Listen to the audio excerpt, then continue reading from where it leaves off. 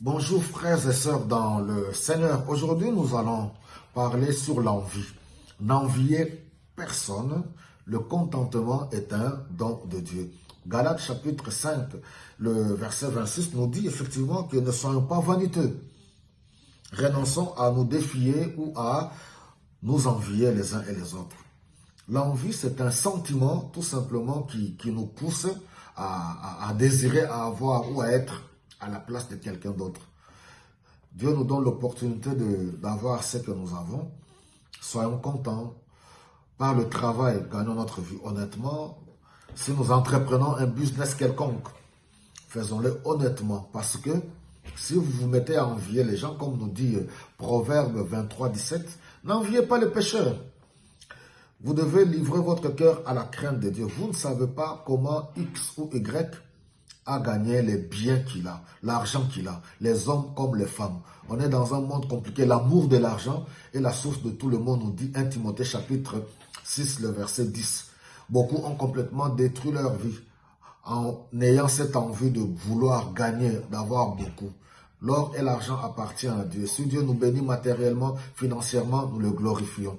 Nous pouvons approcher de ceux-là qui ont gagné leur vie honnêtement. Oui, nous pouvons nous inspirer. Mais Jésus-Christ est notre modèle. Il a aussi été tenté comme nous, mais il n'a pas péché, comme nous dit Hébreux au chapitre 5, verset 15 et 16. Nous avons un grand souverain sacrificateur, Jésus-Christ, qui n'a pas commis de péché. Il a été tenté comme nous. Nous devons nous approcher de lui avec assurance de son trône de la grâce pour obtenir miséricorde et d'être secourus dans le besoin. Nous ne devons pas envier, nous ne savons pas les hommes et les femmes, ce qu'ils ont aujourd'hui, comment ils les ont gagnés. Aujourd'hui, beaucoup de femmes sont devenues des lesbiennes, qui voyagent avec des beaux sacs à main, voilà, qui voyagent par-ci, par-là. Oui, elles vivent dans l'immoralité, comme les hommes aussi. Les sapeurs que vous voyez là, je parle pour une partie de ma communauté.